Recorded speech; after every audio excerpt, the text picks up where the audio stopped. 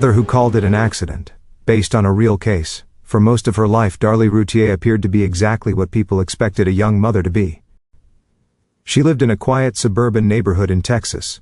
She had 2 young sons, a comfortable home, and neighbors who described her as energetic and devoted. There was nothing outwardly alarming about her life. Until one night just after 2 a.m., Darlie called 911 screaming that someone had broken into her house. She told the dispatcher that an intruder had attacked her and her children. She said he stabbed her. She said he ran out through the garage. When police arrived, they found a chaotic scene. Glass was broken. Blood was everywhere. Darlie was bleeding from a wound on her neck, and her 2 sons, Damon and Devin, were lying on the living room floor. Both were dead. At first, the case looked like a brutal home invasion. Darlie was rushed to the hospital. Doctors treated her injuries and noted that while her wounds were serious, they were not life-threatening. Investigators began searching for the intruder. But almost immediately, things didn't add up.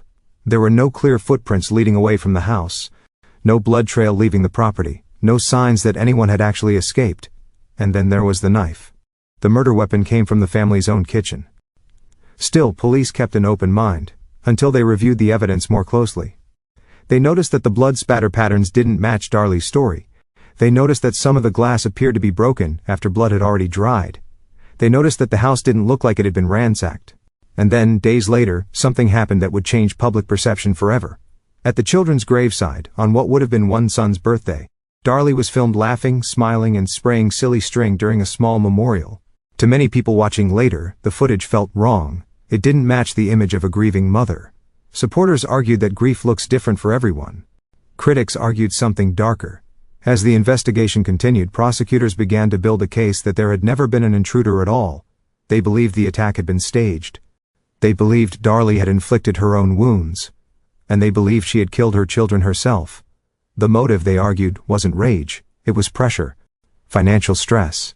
Strain in the marriage. A sense of being overwhelmed. During the trial, the jury heard about inconsistencies in Darlie's story. They heard forensic testimony. They saw photographs of the scene. They watched the birthday video again. In 1997, Darlie Routier was convicted of murdering her son Devin and sentenced to death. To this day, she maintains her innocence. Supporters claim evidence was mishandled. Critics say the evidence is overwhelming. One child's case resulted in a conviction. The other remains legally unresolved. And the question that still divides people is simple and terrifying. Did a stranger really enter that home, or did the danger come from the person the children trusted most?